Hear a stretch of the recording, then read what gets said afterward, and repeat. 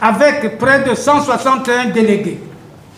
La mouvance présidentielle a été surreprésentée par rapport à la mouvance oppositionnelle qui ne comptait que près de 28 représentants au total. Ce déséquilibre des masses dans la représentation force les règles du jeu et a eu une incidence négative sur l'issue des débats et de la concertation elle-même, la mouvance présidentielle posant les problèmes en termes de position majoritaire et de position minoritaire pour tenter de faire passer ses points de vue par sa majorité mécanique. On notera par ailleurs que la répartition des quotas des participants accordés aux plateformes de l'opposition a été faite à la tête du client.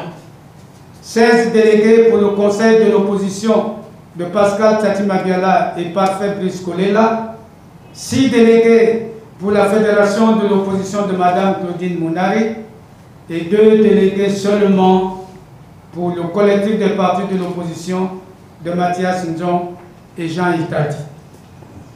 Sur le plan des objectifs, le thème retenu pour la concertation de Madingou, à savoir consolidons les acquis de la démocratie par des élections libres, transparentes et apaisées, est trompeur.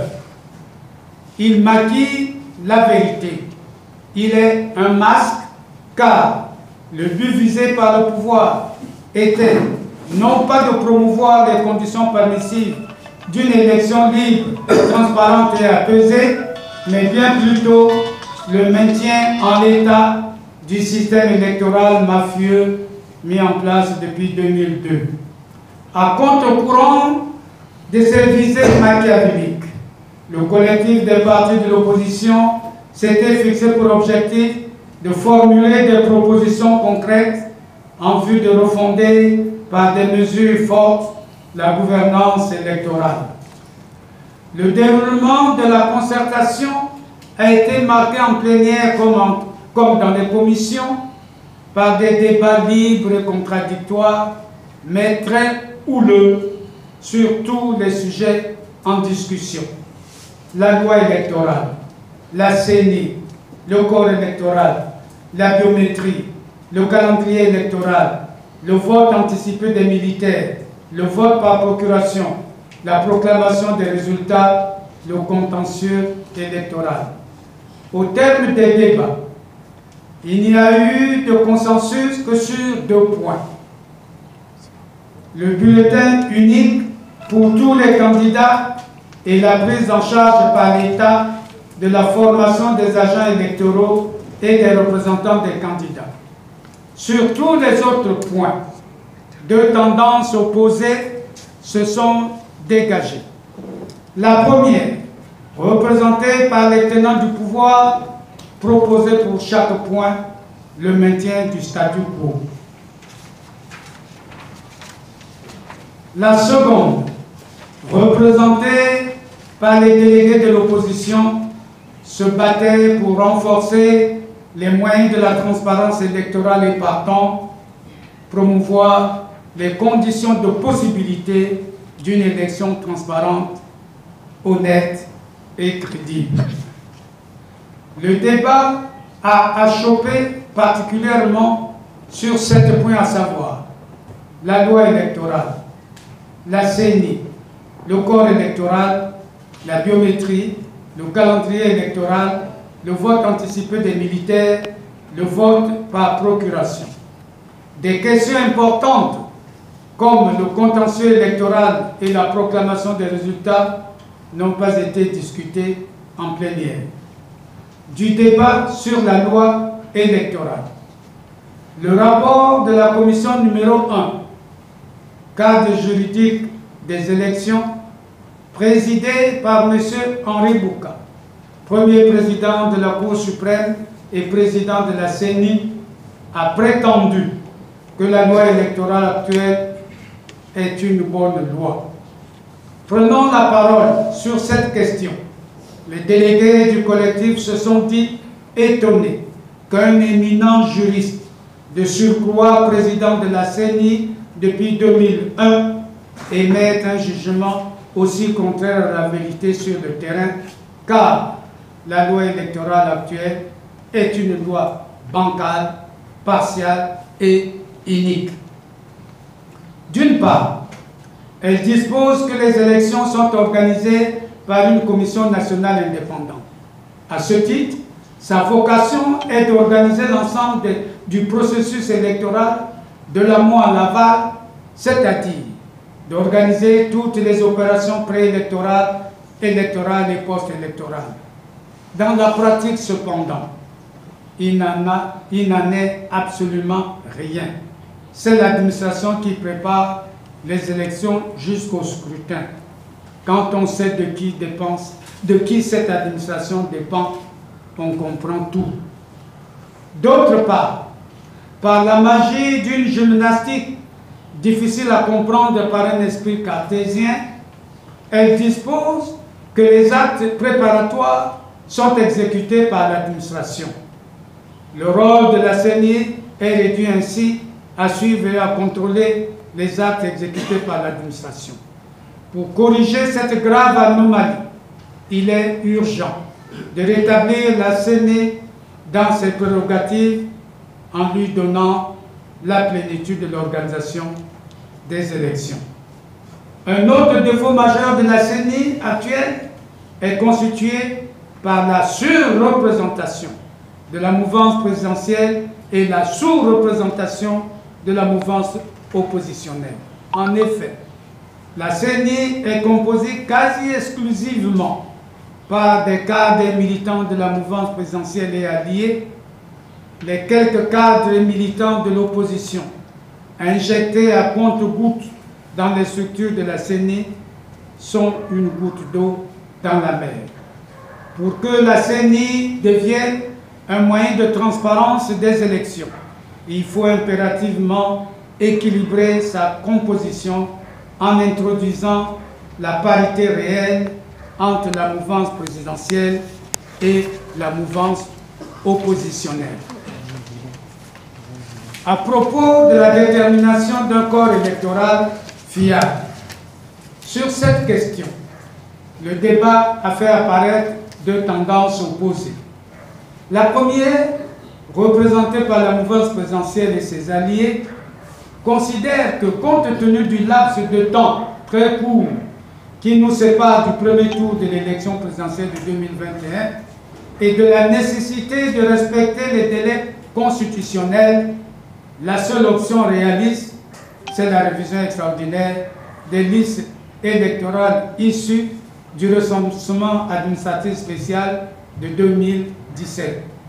La seconde, représentée par les tenants de l'opposition, estime que la base d'une bonne élection étant un corps électoral fiable et en prenant en compte la méfiance qui existe entre les acteurs politiques, la meilleure option est l'organisation d'un recensement administratif spécial réalisé d'accord parties. De l'introduction de la biométrie dans le processus d'identification des électeurs. Le rapport présenté par le directeur de cabinet du ministre de l'Intérieur sur l'exécution des recommandations de WESO 2017 a révélé que le gouvernement n'a pas appliqué la recommandation sur l'introduction de la biométrie en 2018. Le rapport indiquait par ailleurs que l'exécution de cette recommandation est reportée à plus tard parce que sa mise en œuvre est subordonnée à la réalisation d'un recensement général de la population et à la restauration du service de l'état civil. Les délégués de l'opposition ont dénoncé cette faute grave du pouvoir car ce dernier a eu suffisamment de temps depuis 2017 pour traduire en actes concrets l'introduction de la biométrie dans le processus électoral congolais. Dans ce cadre, certains délégués ont proposé le report de l'élection présidentielle de 2021 pour se donner le temps de bien la préparer. Cette proposition a été catégoriquement rejetée par les délégués de la mouvance présidentielle au prétexte qu'il faut respecter rigoureusement les délais constitutionnels. On aurait pu en rire si ce n'était pas si grave de la part d'un gouvernement qui a changé sans aucun état d'âme la Constitution pour convenance personnelle et qui a anticipé l'élection présidentielle de 2016. Du bulletin unique pour tous les candidats. Sur cette question, un consensus a été réalisé entre les deux partis pour reconduire l'expérience positive du bulletin unique pour tous les candidats comme l'un des moyens de la transparence électorale. De la distribution des cartes d'électeurs, le rapport de la commission cadre juridique des élections a indiqué que par le passé, des agents électoraux ont fait la rétention des cartes d'électeurs pour favoriser les candidats qu'ils soutenaient.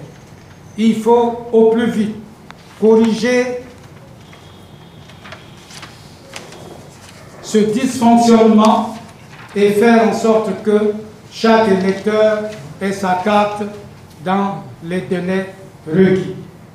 Du calendrier électoral, les délégués de l'opposition ont fait remarquer qu'aujourd'hui, à 4 mois du premier tour de l'élection présidentielle de 2021, les Congolais ne connaissent pas la date de son déroulement et ne disposent pas toujours du chronogramme des opérations préélectorales, électorales et post-électorales de cette échéance capitale.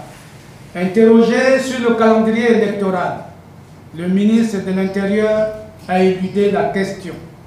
Les délégués de la mouvance présidentielle ont rappelé avec insistance la nécessité impérieuse de respecter les délais constitutionnels et ont rejeté toute idée de report de l'élection. Du vote anticipé des militaires, les délégués de l'opposition ont réitéré leur rejet catégorique de ce vote. Ceux de la mouvance présidentielle ont défendu bec et ongle ce vote.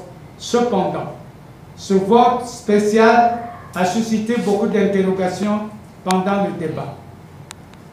Où se fera le dépouillement de ce vote? Est-ce que le recensement des militaires a déjà eu lieu? Sinon, en 3 mois, ce n'est pas possible. Quel est le représentant d'un parti politique qui va aller surveiller les élections dans une caserne militaire? Comment assurer un égal traitement du vote militaire anticipé? Les observateurs étrangers auront-ils accès aux casernes militaires? Étant donné le caractère confidentiel des effectifs de la force publique et du principe du secret défense, allons-nous connaître le chiffre exact des électeurs militaires? Malheureusement, toutes ces interrogations sont demeurées sans réponse. Faut-il le rappeler? Pour le collectif des partis de l'opposition congolaise, le vote anticipé des militaires est une autre occasion de tricherie électorale par le pouvoir. Du vote par procuration. Le rapport de la commission numéro 1 a proposé le maintien du vote par procuration et son encadrement rigoureux. Les délégués de l'opposition ont demandé la suppression pure et simple de ce vote. Il n'y a pas eu de consensus sur cette question. Chacun a campé sur sa position. En définitive, en dehors du bulletin unique et de la prise en charge par l'État de la formation des représentants des candidats, tous les autres problèmes posés par l'organisation d'une élection libre, transparente et apaisée n'ont pas requis un consensus et demeurent pendants. Quelles leçons peut-on tirer de Matingu 2020? Le collectif des partis de l'opposition a eu raison d'aller à Matingu parce que la participation de ses délégués lui a permis non seulement d'exprimer sa différence, mais encore et surtout d'exercer son droit de dire non à la pensée unique, de remettre à l'endroit ce que le pouvoir a délibérément mis à l'envers et ainsi empêcher la mouvance présidentielle de dicter sa volonté sur tous les points inscrits à l'ordre du jour. La surreprésentation de la mouvance présidentielle et de ses alliés a pu, à certains moments, conduire ces délégués à parler de positions majoritaires sur tel ou tel point. Nos délégués leur ont demandé de quelle majorité peuvent-ils parler lorsque dans la salle, une partie des participants est en surnombre et l'autre en grande infériorité numérique. Malgré la majorité mécanique, nos délégués ont pu par leurs interventions faire accepter par le présidium de la concertation de ne pas poser les problèmes en termes de majorité d'opposition, mais d'intérêt supérieur de la nation, de consensus et non pas de majorité. Sur ce point, il est regrettable que certains leaders des partis de l'opposition présents à Madingu se soient complus dans un silence pour le moins étonnant et n'aient pas cru devoir piper un seul mot dans les débats alors que leur contribution était attendue. Il est également regrettable que les plateformes politiques se réclamant de l'opposition ne se soient pas concertées pour tracer des visions communes et définir des décisions consensuelles sur les points en discussion au cours de la concertation politique. Ceci met en évidence le manque de cohésion de l'opposition congolaise et son incapacité notoire à créer une dynamique unitaire face au pouvoir. À la suite du rapport fait par ces délégués, le collectif des partis de l'opposition congolaise dénonce avec la dernière énergie 1. La surreprésentation de la mouvance présidentielle et de ses alliés à la concertation de Madingu au grand dam des représentants de la mouvance oppositionnelle, près de 161 contre près de 28. 2. La répartition injuste et à la tête du client des quotas de participants entre les partis des plateformes de l'opposition. Le Conseil 16, la Fédération 6, le collectif 2. Quel est le critère de cette discrimination? 3.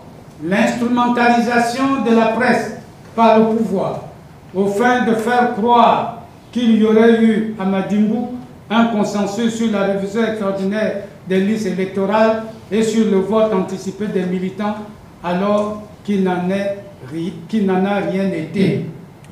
4. Le refus du présidium de la concertation d'inscrire à l'ordre du jour des travaux le point sur les questions sociales proposé par les délégués du collectif. Pourtant, dans son discours d'ouverture, le vice-premier ministre, M. Firmin Ayessa, avait reconnu que la concertation se tenait dans un contexte préoccupant. Le débat sur les questions sociales aurait permis aux délégués du collectif d'interpeller le pouvoir sur la situation tragique que vivent les retraités, les étudiants, les fonctionnaires qui émargent au budget de l'État, au budget des transferts, les opérateurs économiques nationaux créanciers de l'État, le petit peuple qui croupit dans une extrême pauvreté. En guise de conclusion, Madingu 2020 n'a pas atteint les objectifs de renforcement de la transparence électorale, d'apaisement du climat politique et social dans le pays, de concorde nationale, objectifs contenus dans le thème proposé pour la concertation. Omnibulé par le souci unique et égoïste de conserver le pouvoir à tout prix, les délégués de la mouvance présidentielle et alliés ont fait échouer Madingu 2020. Comme les concertations politiques antérieures, Madingou 2020 a accouché d'une souris, ce, malgré le travail louable accompli par les délégués de l'opposition dont nous saluons le courage et la ténacité. Madingou 2020 a échoué. Tout est à refaire. Dans l'intérêt supérieur de la patrie en danger, le collectif des partis de l'opposition congolaise appelle le président de la République à prendre de la hauteur et à convoquer sans délai un vrai dialogue politique national et inclusif, rassemblant sans exclusive toutes les forces politiques et sociales de la nation. Ce dialogue national inclusif pour sauver le Congo est un impératif catégorique. Il doit se tenir dans les meilleurs délais. C'est à cette occasion que les questions non résolues à Madingou, ainsi que celles liées à la crise multidimensionnelle qui plombe le pays, doivent être traitées. Fait à Brazzaville le 3 décembre 2020, le Collège des présidents.